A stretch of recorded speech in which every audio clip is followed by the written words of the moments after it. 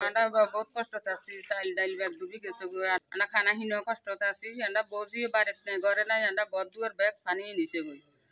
আমরা ঘর খাটটা আটো ব্যাগ ডুবি গেছে গই। আমরা কোনো শুইতে মহারি না, কিছু না। আমরা বহুত কষ্টতে আছি।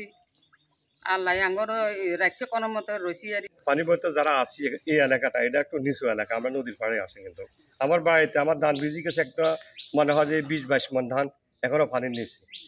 চাইলে আছে একখান দিয়ে 28-30 মন চাউল।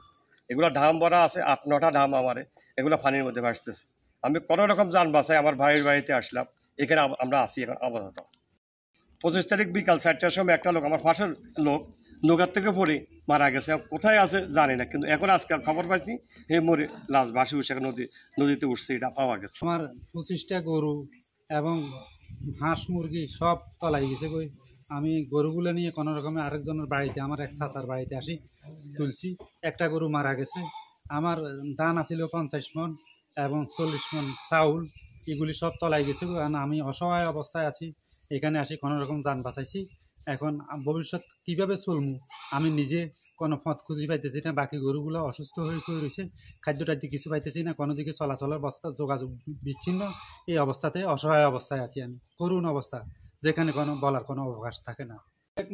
খাবার আসতে পারতেছে না, মানুষ এখান পর্যন্ত পৌঁছতে পারতেছে না, আমরা পাইতেছি না খাবার। আমরা অসহায় অবস্থায় আছি। দর্শক, আমরা শুনছিলাম চৌদ্দগ্রাম উপজেলার কনকাপদ ইউনিয়নের প্রত্যন্ত অঞ্চলের কিছু মানুষের দুঃখের কথা। যারা তাদের পাশে আছেন, অসহায় মানুষদের পাশে যারা সহযোগিতা করছেন, তারা সবাই তাদের পাশেই থাকবেন, তাদেরকে দেওয়ার চেষ্টা করবেন, তাদের খোঁজ খবর রাখার চেষ্টা করবেন। সবাই ভালো থাকবেন, সুস্থ থাকবেন। H M Alauddin, Asian television.